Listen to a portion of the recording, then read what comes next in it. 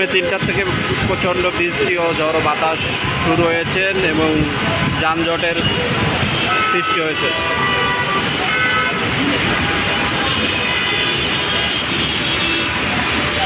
বৃষ্টি পড়ার সাথে সাথে যানজট তৈরি হয়েছে। কারণ বাজার সিগন্যাল থেকে হাতের জেলে ঢুকতে পুরো রাস্তাটাই ব্লক হয়ে গেছে।